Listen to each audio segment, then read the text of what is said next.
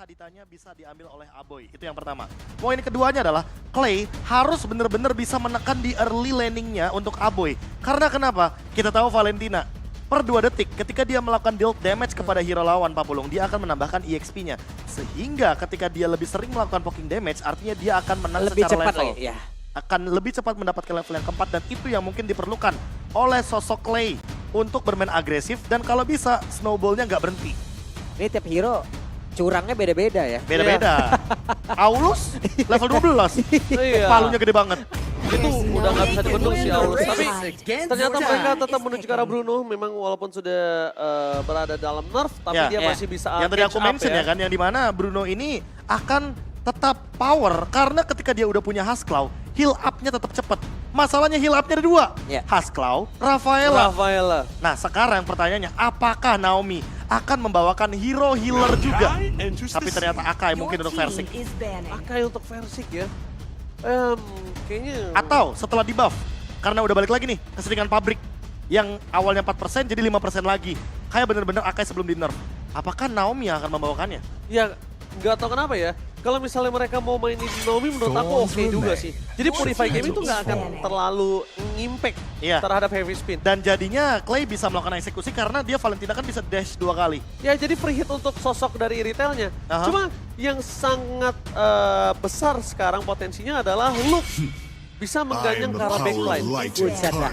Mengganyang langsung nih ya. Ya bisa mainin lapu-lapunya. Atau dia sekarang mau mainin Glook-nya juga bisa Profesor. Untuk saat ini. Banyak sih opsinya. Hmm. Bahkan kalau kita bandingkan dengan game yang pertama Pak Pulung, draftnya, ini hero dash-nya memang ada, tapi nggak sebanyak di game yang pertama. Apalagi kan kita tahu sendiri Benedetta di sini tidak muncul. Dan mungkin efektivitas dari Benedetta masih belum begitu maksimal. Karena memang lawan match up-nya juga clear-nya lumayan cepat. Ini dia. Tapi mereka sadar juga ya hero kunciannya Luke loh ini. Ya soalnya kalau kita ngomongin case-nya Profesor KB, romnya di Naomi dengan Akai, ini backline-nya akan free. Satu-satunya ngejawab cuma Glook-nya doang. Dan jangan lupakan juga masih ada beberapa hero kayak tadi Lapu-Lapu, Yuzong juga yang sebenarnya masih terbuka. Tapi apakah Yuzong akan dibiarkan begitu saja? Karena kita ketahui sendiri, Banana setiap kali mendapatkan Yuzong untuk kontes objektifnya Versik itu kuat banget. Nggak heran dia ada di urutan untuk pencapaian turtle yang lumayan tinggi. Dia kalau nggak salah di peringkat Di pertama ya. Ya, Oke, Versik terus Super Ken. Versik Super Ken, Turtle Mania ya. Turtle Mania. Turtle Mania. Mantap gak? Lord Mata. Kalau Lord Terminator di tangan dari Super Ken kalau nggak salah. Oke. Oke, pick yang sangat dinantikan harusnya ini ke arah EXP sih. Dia butuh EXP untuk bisa nge-zoning out. EXP dulu atau Roamer dulu? Sekarang sih kayaknya EXP dulu sih. Kalau EXP aku lebih suka di sini X-Borg sih. Sisi powernya udah cukup dengan menggunakan Akai. Tinggal siapa yang pegangin untuk Fredrinnya. Karena dengan X-Borg setidaknya ketika udah punya Ice Queen One, dia bakal bisa memberikan slow effect juga. Namun harus dicatat juga, slow effectnya sekarang sudah bisa dihilangkan gara-gara Rafaela. Jadi X-Borg bukan menjadi opsi yang bagus. Wow, Angela. Udah, Angela. healing-healingan udah beradu lah nih ya. Adu heal, adu power dari segi absorb shield. Dan jangan lupakan juga, sekarang kalau Angelanya belt damage, dia damage-nya sakit, heal-nya juga makin deres. Wow, ini bahkan sama-sama ngotot ya dua belah tim ya. Benar-benar mau nabrak frontal back. Dan mungkin kalau kita lihat Banana dan juga Luke harus sama-sama punya hero zoning out, power, sama juga pegangin laning jauh. Ada 2 yang mengeluarkan shield, Esmeralda kenapa tidak dipick? Esmeralda bisa dipick. Menarik soalnya Dan Esmeralda. bahkan sulit banget untuk ditumbangin retail di early. Iya, tapi kalau kita berbicara bagaimana nanti di impact-nya dia di late game, dia bisa menumbangkan shield absorb dari Akai dan bahkan dari Angela. Namun Novaria yang menjadi jawaban dari Aboy, bukan Kadita, Ranger Master juga Papulung. Mereka tidak membawakan satu hero yang langsung menabrak dengan dash. Dia main lebih defensif di belakang. Tapi Khalid tetap menjadi opsi dari Luke itu sendiri dan Terisla yang bakal di last pick sama Banana. Wow, tapi di game yang kedua ini adalah game yang emang draft picknya cepet banget loh Prof. Berbeda dari game yang pertama, di sini terlihat ada pakem yang emang udah disiapkan, ada strategi yang emang udah disiapkan, dan ada satu counter yang udah disiapkan gitu loh. Ini cepet banget loh game kedua draft picknya, Ya. gak banyak waktu dihabiskan. Tapi jangan lupakan juga bahwa Iritel ada di tangan Skylar. Di mana kita tahu damage yang akan diberikan dari Heavy Curse Bow akan lebih cepat secara cooldown dan critical damage-nya akan lebih tinggi ketika dia sudah punya Berserker's Fury. Wow, kali ini kita melihat Geek Farm memiliki 1 poin lebih unggul dan kita berada di match point. Dan kita melihat juga RRQ, sosok langganan upper bracket yang benar-benar sedang kesulitan dan bahkan harus mengejar 1 poin untuk menyamakan keadaan. Dan tentunya di match point kali ini menjadi penentuan apakah game 3 atau benar-benar RRQ ditundukkan oleh Geek Farm jadi MPL Arena. Mana tepuk tangannya? Wow. Let's go to the land of down. Itu dia semangat dari teman-teman yang memang sudah hadir di MPL Arena untuk bisa memberikan support secara langsung. Tapi seperti biasa, sharing dari levelnya. Wah, sekarang Naomi yang akan menuju ke arah XP lane. Tujuannya jelas agar clear wave-nya lebih cepat. Dan ini akan membuat Banana bakal jalan duluan dibandingkan dengan Luke menuju ke arah Little Wanderer. Bahkan Naomi-nya udah sampai duluan di rumput yang cukup penting untuk setup ke arah Lito-nya. Alright, lihat di depan sana Baloyski telah mendeteksi Naomi. Kali ini para pasukan dari RRQ mereka standby dengan 3 orang yang tersisa. Versik is coming up menuju ke arah sosok dari seorang Nao. Tapi Retribution tidak bisa diadu. Versik kalah cepat dalam menuju ke arah Little Wonder. Ya, tapi kayaknya dari 2 game yang berjalan kayaknya Baloy agak cukup berani di awal-awal ya. Ya. Kalau tadi ke pick off yang barusan udah flicker loh. Ya nggak masalah juga lagi dan lagi. Ada Wilderness Blessing. Yang dimana akan membuat movement dia di area river jauh lebih cepat. Tapi sekarang nggak cuma Baloyski yang menggunakan, Aboy juga menggunakannya. Dan ingat, ketika dia menggunakan Astral Recall, dia menambahkan movement speed lagi. Ini bakal jadi Novaria yang movement speednya cepet banget harusnya. Novaria yang selalu ditangkap. Apalagi kita melihat di mana RRQ lagi-lagi kesulitan di arah gold laner mereka. Sedangkan Geek Farm berada di strong lane. Skylar seorang diri. Udah terlihat 2 player dari Geek Farm standby untuk bisa menggerogoti plating gold di arah bottom lane, Babolo. Ya, dan penggunaan dari Kadera juga coba lihat bolanya selalu berapi, selalu bisa dijaga loh. Itu adalah hal yang sangat-sangat berbahaya, mau dideketin juga nggak bisa. Alright, tapi Turtle telah terbuka. Para pasukan dari RRQ di arah mid lane memilih untuk clear terlebih dahulu. Aboy telah di-copy dari Astralico-nya. Tapi Nile standby on position. Menuju ke arah belakang. Masih ada heavy speed. Menuju ke arah Nile. Tapi Retribution depan sana berhasil digagalkan. Support memang di tangan dari Nile. Tapi Aboy take over Turtle yang sangat berharga. Dengan seluruh keuntungan di tangan RRQ. Itu ternyata nggak berarti. Di balik itu semua flicker dari Long berhasil memenggal sosok dari Naomi. Tidak bisa kemana-mana lagi. Bahkan flicker sekalipun nggak mampu menyelamatkan sosok Naomi. Tapi luar biasa ya, penggunaan dari Astral Meteor damage per second-nya, Prof. Menyelamatkan pertempuran di area Turtle. Ya, bahkan heavy spin yang menjadi jawaban dari Versik belum sempat untuk bisa menghentikan bagaimana dominasi Turtle dari Geek Farm. Untuk sekarang malah Skylar yang dalam ancaman karena Aboy hampir saja Papulung. Oh, hampir aja berada di depan muka itu kalau kata orang kena anginnya doang lewat kuping. Kena anginnya doang. Kalau disentil lewat kuping anginnya doang yang kedengeran. Oke, impact kembali terjadi. Nah, menjadi pilihan utama. Versik, standby position, ditahan begitu saja. Tidak ada heavy spin, masih bertahan. Tidak mau terlalu terburu-buru karena damage-nya masih belum cukup. Untungnya Retribution berhasil didapatkan oleh seorang Versik. Membuat dia masih bisa mundur ke arah belakang. Tapi poking damage dari Aboy lagi-lagi terjadi kali ini, Pak Pulu. Ya, aku rindu ya ngeliat Akai dengan nama skill yang lama loh. 1000 pounder itu loh, Prof. 1000 pounder. Atau bahkan jangan-jangan jangan heavy spin ya. Iya. Hurricane Dance. Oh, masih berhasil digagalkan Baloyski. Di depan sana para pasukan dari RRQ. Ganking move yang terjadi gagal didapatkan. Bahkan mereka melihat adanya rotasi dari Aboy. Udah terdeteksi, tidak ada heavy speed. Terperangkap, Clay gak bisa bertahan bersama dengan Banana is coming. Menuju ke arah belakang, round dan pria misterius dan Skylar. Berhasil mendapatkan 1 point kill dari Baloyski. Tapi Kadera masih mendominasi di arah gold lane mereka. Baru ada sedikit gold yang dibayarkan utangnya oleh sosok RRQ. Hanya plus 62, seperti Indonesia. Plus 62, belum diperlukan. Betul. Tidak salah. Tapi buat sekarang kalau kita lihat dari Geek Farm, rotasinya malah mengutamakan bagaimana Luke yang hadir di arah XP lane untuk melakukan clear wave secepat mungkin dan dia akan jalan duluan ke arah Turtle. Oke. Tapi kalau kita lihat dari Hasklaunya, ini dia jawaban pertama untuk Bruno yang baru saja di nerf. Oke, Turtle kembali akan menjadi perebutan.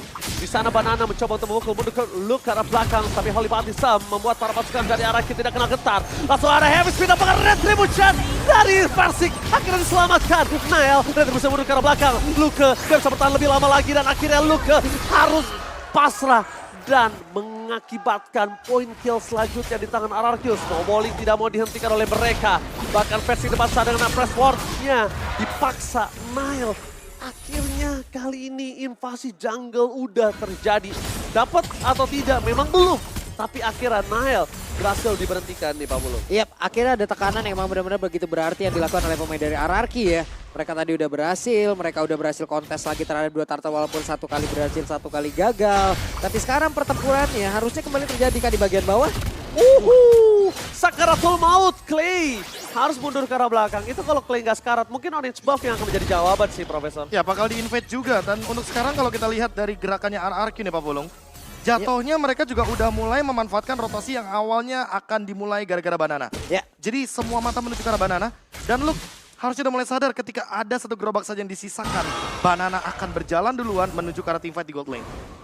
Ini sang raja padang pasir di area atas semua enak banget sendirian ya.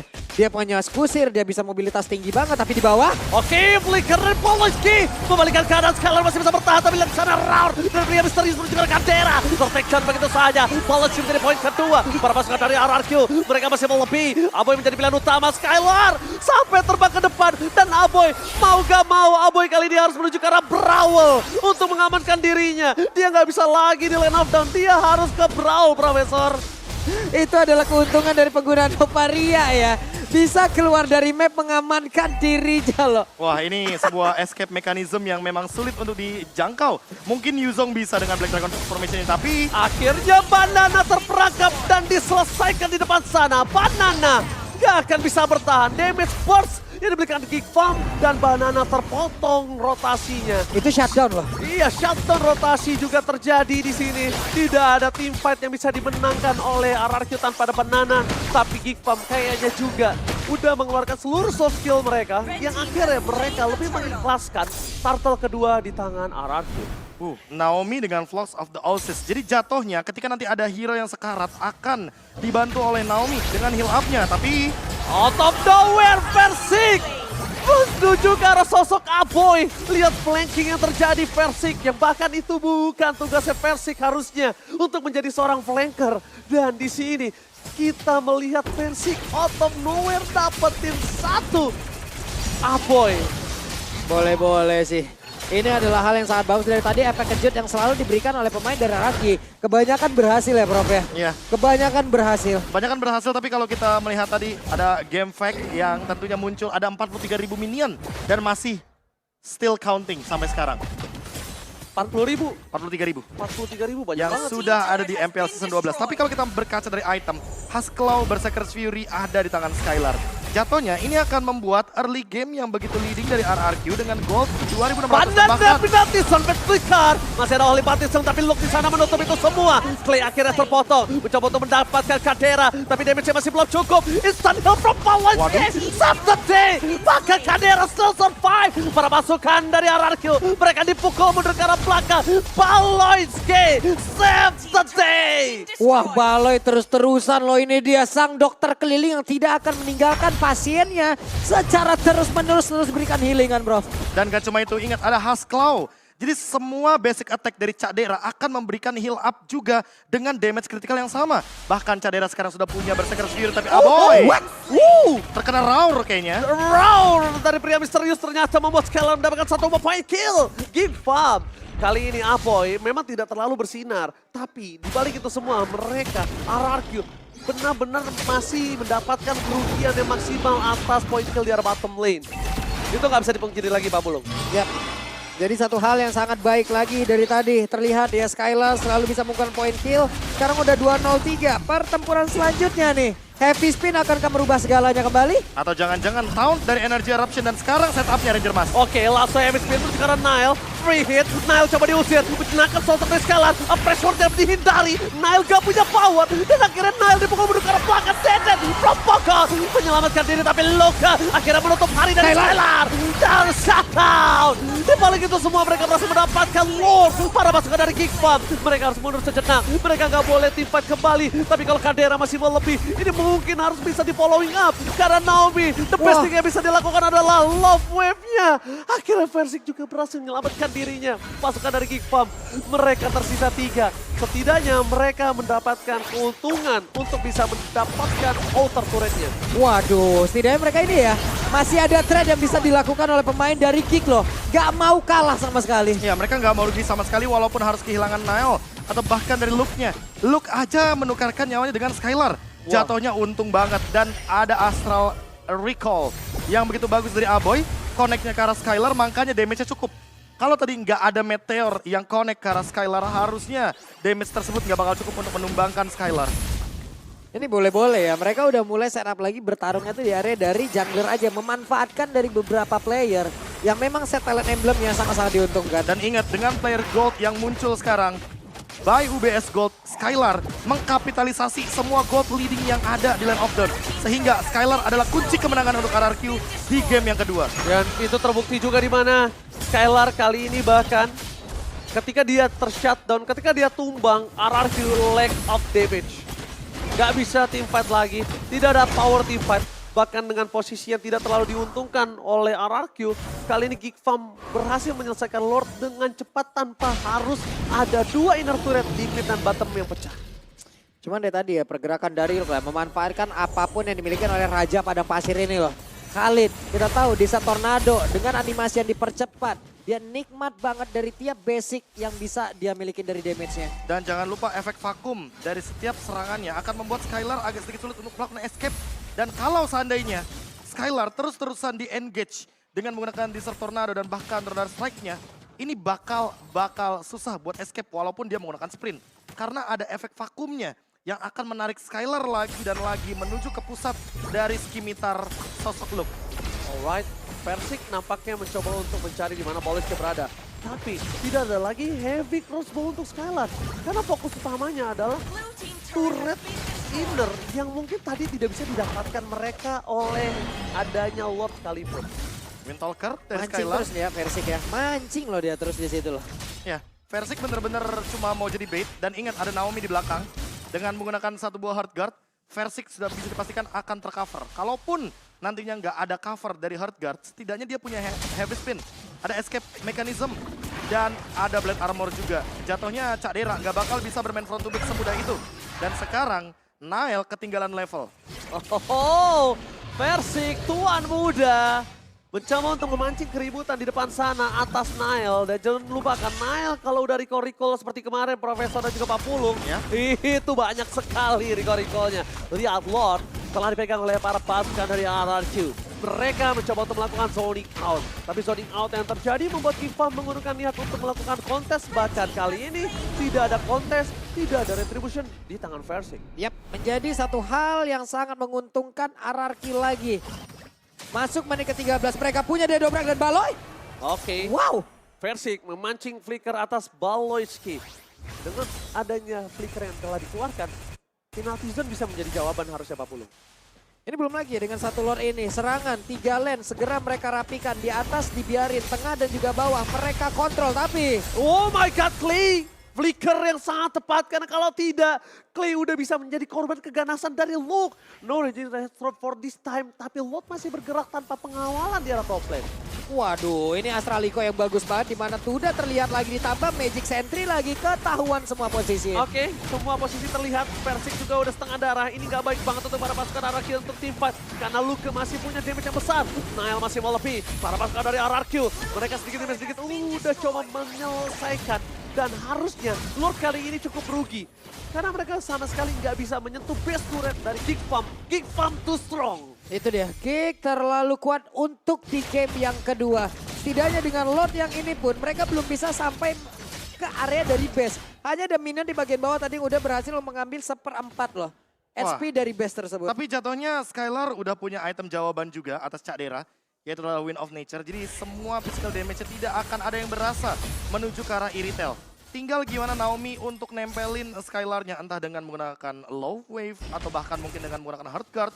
Karena yang aku lihat dari tadi, Naomi adalah orang dari RRQ yang memang tugasnya adalah menjalankan lane jauh, tapi Versik Oke, Versik terperangkap di depan sana. Masih ada round dari pria misterius mengusir para pasukan dari Big Bang. Disengage pun terjadi. Para pasukan dari RRQ, Skylar tertinggal. Akhirnya ditutup.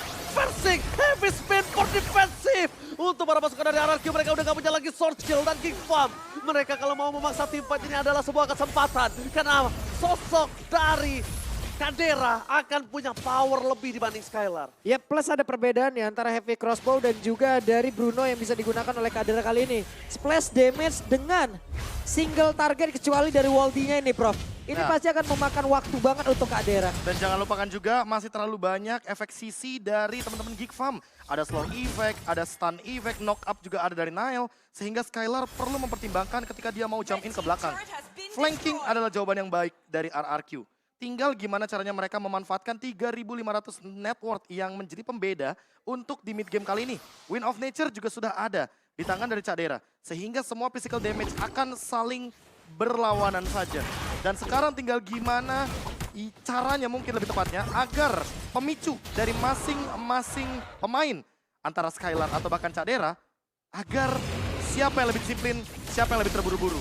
Oke, Clay terperangkap. Flicker, Flicker telah lagi. dikeluarkan. Informasi yang sangat mahal didapatkan King Farm. Aboy bahkan tidak tersentuh kali ini di arah backline. Pressure-nya benar-benar menakutkan. Belum ada informasi di mana keberadaan dari Skylar. Tapi Aboy akhirnya mendeteksi itu.